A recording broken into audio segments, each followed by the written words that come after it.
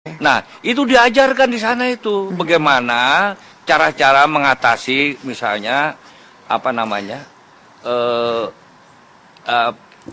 mens itu dan sebagainya. Pak, dan di sana diajarkan juga bahwa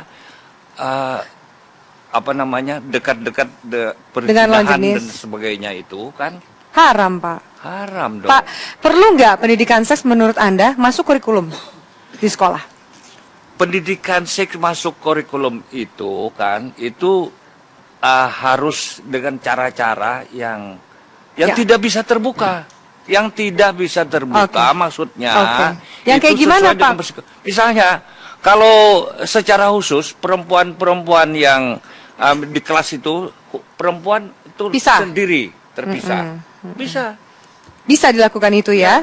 Begitu juga tadi kondom itu kan. Kondom itu tadi digunakan 6 juta, kan? Padahal yang terjual 1 miliar lebih. Banyak tuh, Pak. Kemana-mana itu kan? Nah, baik.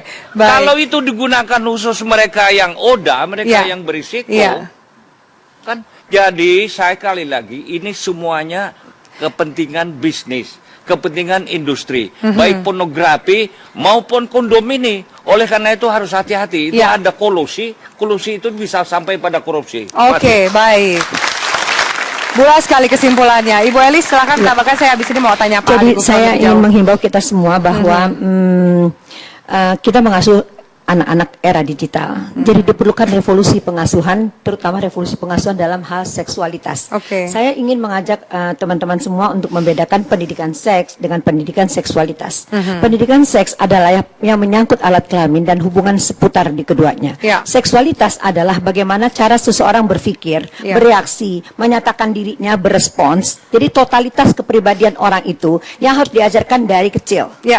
Jadi konsep diri anak itu keseluruhannya. Itu jadi pendidikan seksualitas. Tanggung jawab pertamanya adalah di rumah. Untuk membuat anak-anak ini tangguh di era digital diperlukan minimal 3 hal. 1, penghayatan beragama yang benar. Ya, ini termasuk karena seksualitas tadi itu ya. Jadi bukan hanya masalah bagaimana dia tahu melakukan ibadah saja, bukan. Penghayatan agama yang benar sehingga dia tahu bahwa Allah itu ada. Yang kedua adalah punya konsep diri. Dan ini seharusnya dilakukan oleh ayah berkaitan dengan pengasuhan anak laki-laki. Karena anak laki-laki ini memang sasaran tembak nih, bisnis narkoba maupun pornografi. Ketiga, Bu? Yang kedua tadi adalah konsep diri yang baik dan kemampuan berpikir kritis. 3 hal ini yang sebetulnya diperlukan untuk generasi ini ke depan. Jangan sampai otaknya rusak ya, Bu, supaya bisa otaknya rusak dan seksualitasnya sehat. Baik.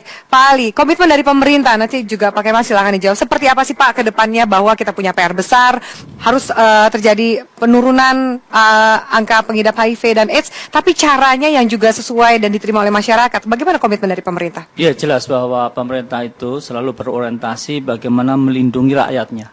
Bagaimana yang terbaik untuk masyarakatnya. Nah, oleh karena itu memerlukan satu proses yang cukup panjang. Bagaimana kita memiliki realitas bahwa HIV AIDS terus-menerus meningkat, bahkan ibu-ibu rumah tangga yang terkena, yang tidak ikutlah dalam kerja bersalah, berdosa ya, tetapi juga kena. Nah, oleh karena itu kita harus mengetahui dan menyadari dan melihat realitas yang ada.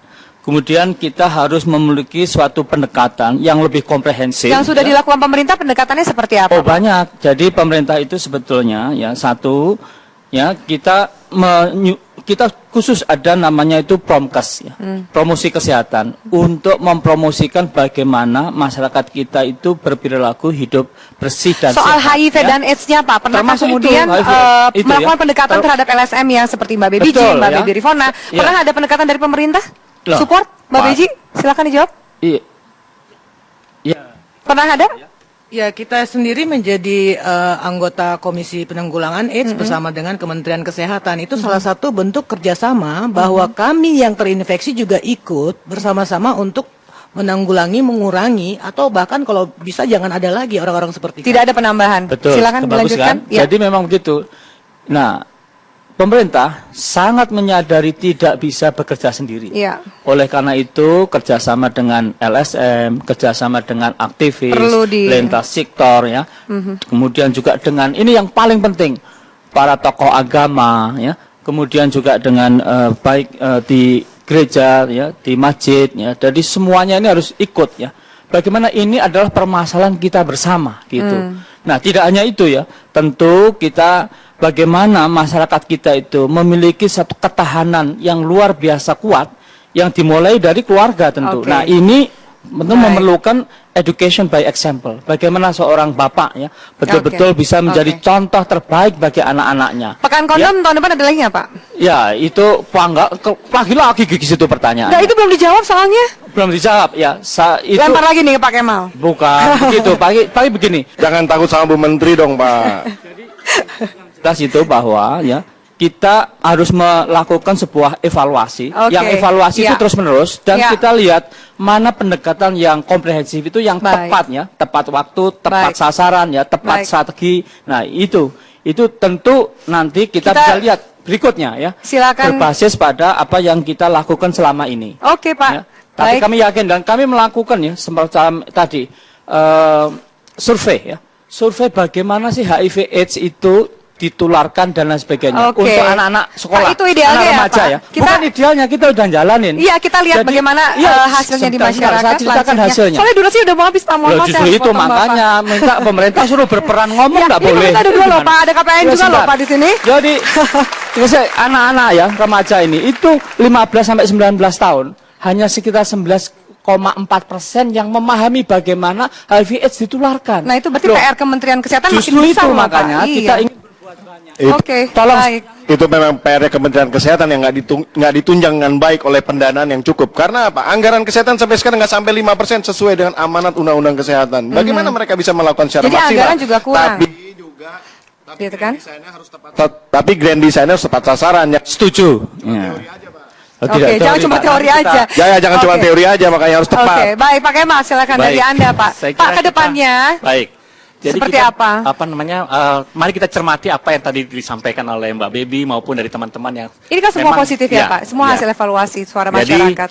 realita ini memang kita justru tema yang diangkat sesungguhnya bukan kondom, tetapi cegah HIV Baik. dan AIDS, Baik. lindungi pekerja, lindungi keluarga untuk melindungi bangsa. Nah, ini mungkin yang saya kira harus kita cermati. Ya. Dan ketika kita bicara lindungi pekerja, ternyata mobile man with money menjadi realitanya. Ketika mobile man with money, Ya. ternyata mereka di macho environment. Oke. Nah, ketika di situ, ketika kita berbicara seksualitas yang harus diajarkan, ternyata maskulinitas, sifat kelaki-lakian itu yang harus betul-betul dijelaskan. Bagaimana itu akar bisa Baik. diwujudkan dengan secara sehat. Baik, gitu. baik. Ini kan terakhir, Ibu, singkat saja. Saya harus closing. Iya, jadi begini, ini pelajaran berharga, terutama buat pemerintah di dalam melakukan program-program kepada masyarakat. Iya. Indonesia bukan negara agama, tetapi Indonesia berlandasan pada nilai-nilai ketuhanan, nilai-nilai religiusan. Itulah segala hal yang terjadi di Indonesia, perilaku kita harus berdasarkan pada agama. Jadi pendidikan Iya. agama nomor 1, sama seperti dengan yang setuju dengan Ibu Baby Rofiana. Kemudian yang kedua, Berikutnya, tentang Ibu. tadi Mohon kampanye maaf, penanggulangan cegah HIV. Maksudnya gini, cegah HIV, cegah AIDS, tapi jangan mengiklankan dengan yang memancing justru terjadinya itu. Oke, baik. Terima kasih banyak. Terima kasih banyak. Mbak Baby, mohon maaf kita harus closing, tapi kurang lebih Boleh closingnya kita tutup dimulai dari ruangan ini dan hari ini. Mohon kata-kata seks bebas itu jangan disebutkan lagi. Karena saya dalam melakukan hubungan seks saya harus bebas dan nyaman untuk menikmatinya. Oke, baik. Terima kasih. Tolong ya, Gini. untuk Tapi Iya. seks yang beresiko